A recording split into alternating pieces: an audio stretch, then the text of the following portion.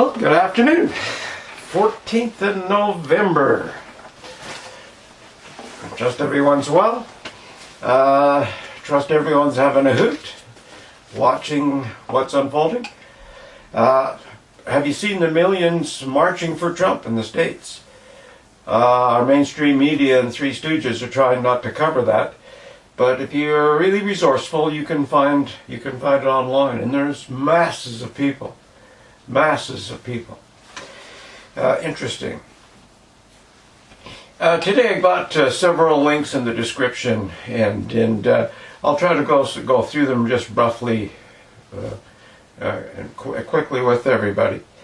The first one is breaking news, and it just says breaking on the link. It's Jeffrey Prather, former or retired, I guess, special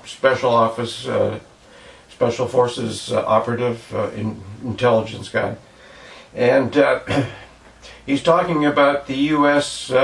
Military in conjunction with the German military bypassing the CIA and seizing the servers for the voting servers that were held in Germany.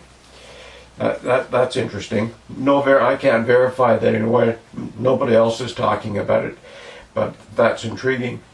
I followed that with an interview with retired General McInerney, and he sort of hints at that sort of thing, that the military can look at a server and see what skullduggery was going on, and I think you'll find that interview as well pretty decently. And then there's another interview with Sidney Powell, Flynn's lawyer, and she's on the Trump's legal team. She's on Lou Dobbs, and this is another intriguing interview. And this lady is impressive. She looks like a real kick-ass type lawyer, so to speak. And of course, then we follow with updates from Farmer Jones, and again, here's another lawyer who sort of looks around at all the corners and calls it what he thinks. So he's and tells you to do your own research, do your own thinking. Don't listen to what he's telling you. He's just making the information available out there and giving you his take on it, which is fair enough. Another rant by Glenn Beck, and whatever you think of Glenn Beck, this rant is interesting. I've got a link to that, and I think you may have to scroll down the page and activate it, sort of thing. It's from a newspaper link, but and then the Corbett report on propaganda with the Canadian as well. A Canadian blogger is in on this who broke this particular story, and it's about the Canadian military acting against Canadians. And again, I haven't really had a time to really try to confirm this, to see what it's about. On the surface, it looks like a military exercise, and they do those all the time. But just noticing what's happening in Ottawa right now, it is good flags pop up. You know, this could be just a regular military maneuver, but you know, CBC, nobody's talking about it. And of course, CBC is now the official mouthpiece of Trudeau, so don't expect anything to be that way. But when you think in Britain they have the military ready to operate against the population, if they're not wearing a mask, if they're not following all their dictates. And New Zealand, Australia, the same way. Mind you, they just had their violent police forces out, or turned this volume switch up on their police forces. And just treat people in a real sort of communist state manner. So it's interesting. Another Martin Armstrong is sort of projecting that in this coming year, Trudeau will unleash the powers of everything to get everybody to comply. And for those of you who look at Trudeau as your kid next door and you're all excited about him, well, he's just the sock admirer, just isn't what we think he is. Now, he's been on board of this great global reset a long time ago. I think as he was growing up, he's kept it under his hat, while he was doing his blackface dancing and all this other goofy shit he does. But he's one of the first guys who sort of signed on board with this. I think a lot of big egos who get into politics or into the bureaucracy like this idea of this big reset. Corporations as well. I mean, this jet setting with the Davos set really cranks them up, and they say the hell with the individual countries. I'm going to make a bet on my personal future, and I'll be a useful idiot working with this reset sort of thing.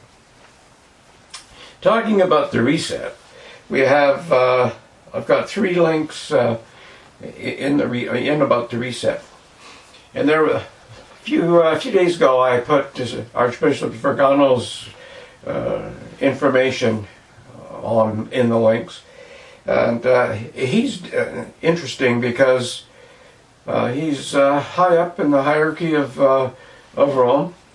Actually, was instrumental in sort of showing all of the pedophilia that was going on in the church and the financial discrepancies, and part of the church don't like him for that. He's at odds with the Pope, who has come out and said he's a globalist. And if you're a globalist, I guess you're going to go for that side. And then we have Watson and Delingpole from England. It's a tremendously interesting interview. It's about a half hour long. Gives you some great insight what's happening in England and about the reset. Now, these are 2 intelligent people. They're not just 2 wackos talking sort of thing. And then on the Great Reset, we have a young priest talking. And I found that intriguing as well.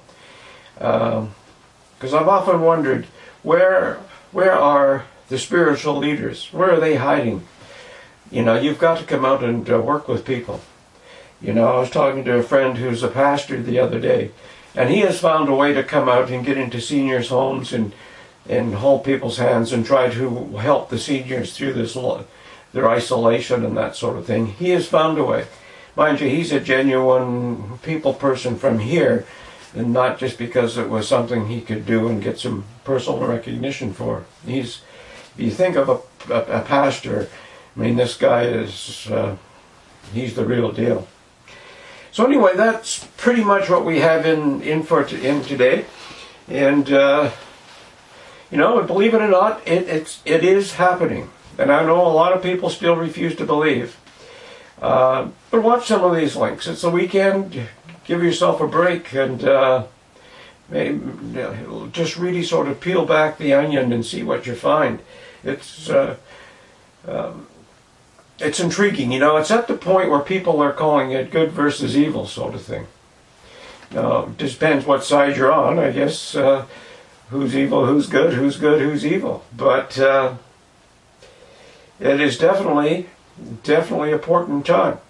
And for those who aren't paying attention, who are just going along, putting on their mask, doing whatever the government tells them, without thinking, without doing some research, without looking at all of these people who from different angles looking at it, and then trying to reassess it yourself, put it through your computer and see what it tells you.